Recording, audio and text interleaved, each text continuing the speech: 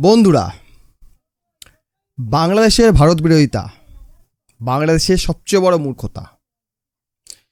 যদিও এটা আমরা প্রত্যেকে জানি, প্রত্যেক ভারতীয়রা জানি, কিন্তু বাংলাদেশও ধীরে ধীরে সেটা অনুভব করছে, বুঝতে পারছে। বিশ্ববাজারে চালের দাম ক্রমশ নিম্নমুখী হচ্ছে, চালের দাম কমছে। কেন? কারণ বিশ্বে যে সকল দেশ চাল উৎপাদন করে, যেমন ভারত, ইন্দোনেশিয়া, মালয়েশিয়া, চীন, এইসব দেশে চালের উৎপাদন ব্যাপক হারে হয়েছে, ফলে এগুলো বেশি পরিমাণে এক্সপোর্ট হচ্ছে। ভারতে যেসব চালের গুদাম রয়েছে সেগুলো ভর্তি হয়ে গেছে, পূর্ণ হয়ে গেছে। তাই ভারত চালের প্রতি যে এক্সপোর্ট ব্যান রেখেছিল সেটা সরিয়ে দিয়েছে, ফলে চালের সরবরাহ বেড়ে গেছে, সেই সঙ্গে চালের দামও কমে গেছে। কিন্তু বাংলাদেশে চিত্র ঠিক উল্টো। বাংলাদেশে চালের দাম ঊর্ধ্বমুখী হয়ে গেছে, কারণ ওখানকার অসৎ ব্যবসায়ী। কিন্তু ওখানকার পলিটিক্যাল লিডার যারা আছে, যারা ওখানকার নেতা, সোকল নেতা যারা আছে, তারা ওখানকার মানুষকে কী বোঝাবে? এর জন্য ভারত দায়ী, ভারত ইচ্ছে করে আমাদের চাল দিচ্ছে না, তাই চালের দাম বেড়ে যাচ্ছে। অথচ ভারত থেকে চাল এক্সপোর্ট হচ্ছে, মায়ানমার থেকেও চাল এক্সপোর্ট হচ্ছে, বিশ্বের বিভিন্ন দেশ থেকে চাল এক্সপোর্ট হচ্ছে বাংলাদেশে। সেই চালগুলোকে ওখানকার অসৎ ব্যবসায়ীরা মজুত করে রেখে বাংলাদেশ সাধারণ জনগণকে মারছে। আবার এই খবরটা বাজারে পাওয়া যাচ্ছে, এটা কতটা ঠিক কতটা ভুল আমি জানি না, তবে বাংলাদেশের বহু নিউজ চ্যানেল এই খবরটা ফলো করে প্রচার করা হচ্ছে যে ভারত সরকার নাকি বাংলাদেশের জন্য মেডিকেল ভিসা বেশি করে দেওয়া শুরু করেছে, মানে শুরু করতে চলেছে। আর এতে বাংলাদেশিরা আনন্দিত, কিন্তু এটাকে তারা ঘুরিয়ে বলছে কি, এতে ভারতীয় ব্যবসায়ীরা আনন্দিত। ভারতে নাকি কলকাতা, দিল্লি, মুম্বাই, চেন্নাই, ব্যাঙ্গালোর এইসব জায়গায় যে ব্যবসায়ীরা আছে তারা আনন্দিত যে তাদের ইনকাম বেড়ে যাবে।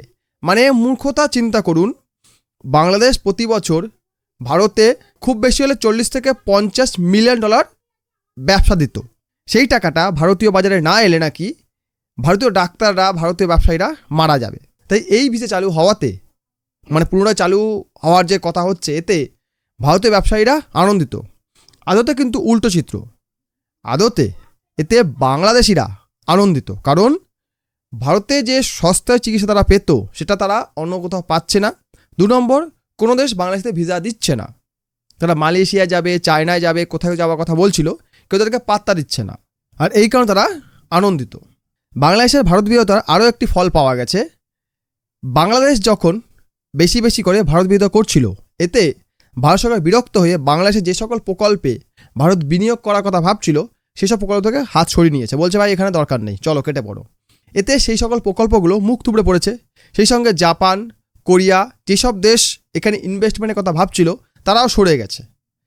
চায়না একা সে কত ইনভেস্ট করবে সেও ভালো করে জানে, এখানে ইনভেস্ট করা মানে পাকিস্তানের মতো বেকার। সে পাকিস্তানকে ব্যবহার করেছে, কারণ সে আরবিয়ান সি হয়ে মিডল ইস্টে ঢুকতে চায়, তাই সে পাকিস্তানকে ইউজ করছে। ভারতকে কাউন্টার করার জন্য পাকিস্তানকে ইউজ করছে। তাই পাকিস্তানকে তারা বিভিন্ন সময় এড দিয়ে থাকে, বিভিন্ন টাকা পয়সা দিয়ে থাকে, কিন্তু তারা বাংলাদেশকে দেবে না। এটা বাংলাদেশিরা এখন বুঝে গেছে যে চীন আমার সেরকমভাবে সাহায্য করবে না। আরেকটি জিনিস, ভারত যে পুশিন করছে, এই খবরটা কিছুদিন আগে, মানে দিনা 15 আগে, ওই ট্রাম্পের ঘটনাটা আগে মিডিয়াতে ফলো করে প্রচার করা হচ্ছিল। এখনও বাংলাদেশি মিডিয়াতে দেখবেন পুশিনের ব্যাপারটা এখনও চলছে। কিন্তু ভারত যে পুশিন করছে, বাংলাদেশের বর্তমান ইন্টারিম গভর্নমেন্ট এখনও অবধি প্রমাণ করতে পারেনি যে যতগুলো মানুষকে ভারত পাঠিয়েছে এদের মধ্যে একজনও ভারতীয় নাগরিক। এটা তারা প্রমাণ করতে পারে। শুধুমাত্র ভারত বিরোধিতা করে ওখানকার জনগণকে খুশি করা সম্ভব, কিন্তু ভারত বিরোধিতা করে কোনো ডিপ্লোমেসি করা সম্ভব নয়, যেটা বাংলাদেশিরা পারে না। ডিপ্লোম্যাটিকভাবে কোনো কিছু হ্যান্ডেল করলে তার ফল হয় একরকম, আর বাংলাদেশ যেটা করছে সেটা হচ্ছে ওখানকার জনগণকে খুশি করতে চাইছে। মানে জনগণ যেটা শুনতে চাইছে সেটা তারা বলছে। আর কারা শুনতে চাইছে? এক শ্রেণীর মানুষ ভারত বিরোধী শুনতে চাইছে, এবং এটাকে ওখানে ব্র্যান্ডিং করা হয়েছে যে তুমি তোমার সন্তানকে ভারত বিরোধী বানাও। এতে কী লাভ হবে? কোনো লাভ হবে কি? সেটা বাংলাদেশিরা ভালো বলতে পারবে। এবং সেটা লাভ হচ্ছে না, লস হচ্ছে, তারা এখন হাতে হাতে ফল পেয়ে যাচ্ছে। আরও একটা জিনিস, বাংলাদেশের সঙ্গে ভারতের যে বর্ডার রয়েছে, এই বর্ডারে যতটা এলাকা ফেন্সিং করা হয়েছে, অর্থাৎ বেড়া দেওয়া হয়েছে, কারতারে বেড়া দেওয়া হয়েছে, এটা পুরোটাই ভারত করেছে, বাংলাদেশ করেনি। উল্টো দিকে ভারত যখন কারতারে বেড়া দেয় তখন তারা বিরোধিতা করে, তারা এর বিপক্ষে আওয়াজ তোলে যে বেড়া দেওয়া মানব না, বেড়া দিতে পারবে না, এটা ভারত জোর জুলুম করছে। একটা কথা আমাকে বোঝান, আমার বাড়ি, আমার জমি, আমি যদি বেড়া দেই তাতে কার কি বলার আছে? কেউ কিছু করতে পারে? আমার পড়োশি কিছু করতে পারে? কারণ আমি তো আমার জায়গাকে প্রোটেক্ট করার জন্য বেড়া দিচ্ছি, সেটা কেউ হট করে কেউ ঢুকে পড়তে না পারে। আমার এরিয়া প্রোটেক্ট থাকার জন্য আমি বেড়া দিচ্ছি। সেখানে পরে সে কখন বাধা দেবে? যখন তো স্বার্থ থাকবে। এখানেও ঠিক সেম জিনিস, বাংলাদেশ বাধা দিচ্ছে। কেন বাধা দিচ্ছে বলুন তো? বাংলাদেশ স্বার্থ আছে। কী স্বার্থ আছে? বাংলাদেশ চাইছে আমাদের এখানকার মানুষ ওখানে যাক, কাজ করুক, ওখানে টাকা পয়সা লুট করে এখানে নিয়ে আসুক, নইলে আমাদের দেশের লোক খেতে পাবে না, বাংলাদেশিরা খেতে পাবে না। কারণ বাংলাদেশের জনসংখ্যা 18 কোটি খাতায় কলমে আছে। আমি এর আগে বহু ভিডিওতে বলেছি, এর এক্স্যাক্ট প্রমাণ আপনি ইন্টারনেটও পাবেন না। আর আমাদের সোর্স একমাত্র ইন্টারনেট। বাংলাদেশিরা চাইনিজের মতো সঠিক কোনো তথ্য ইন্টারনেটে তারা প্রকাশ করে না। যেখানে ভুল থাকবে, ভ্রান্ত থাকবে, যেখানে মিথ্যা থাকবে, সেখানে ট্রান্সপারেন্টি বা স্বচ্ছতা থাকে না। সেম জিনিস বাংলাদেশও করছে। কাজেই বাংলাদেশে কোনো ওয়েবসাইটে বা কোথাও আপনি এর সঠিক তথ্য পাবেন না। তবে এটা স্পষ্ট করে বুঝতে পারা যায় যে বাংলাদেশ জনসংখ্যা মোটে 18 কোটি, এর থেকে অনেক বেশি।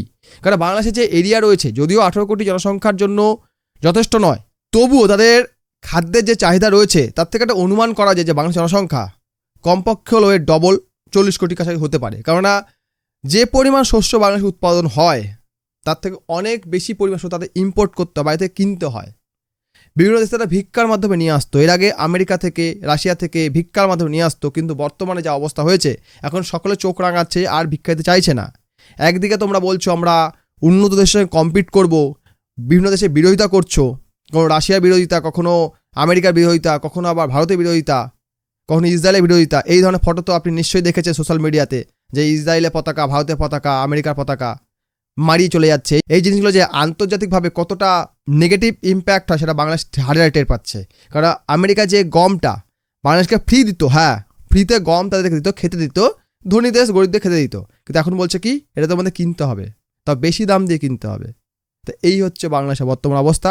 ভারত বিরোধিতা করে তারা অ্যাকচুয়ালি মূর্খামি করেছে, সেটা ওখানকার কিছু সংখ্যক মানুষ বুঝতে পারলো, ম্যাক্সিমাম লোক বুঝতে পারছে না, কারণ মূর্খ মানুষ, শিক্ষা দীক্ষা নেই, তারা বুঝতে পারছে না। আগামী দিনে বাংলাদেশ নিয়ে আরও কিছু ভিডিও বানানোর আমি চেষ্টায় আছি। চেষ্টা করব বাংলাদেশ নিয়ে যে সকল নিউজ আসছে সেগুলো কভার করার। ভিডিও লাইক করবেন, কমেন্ট করবেন, শেয়ার করবেন, চ্যানেলটা সাবস্ক্রাইব করে দেবেন। ভিডিও দেখার জন্য অসংখ্য ধন্যবাদ।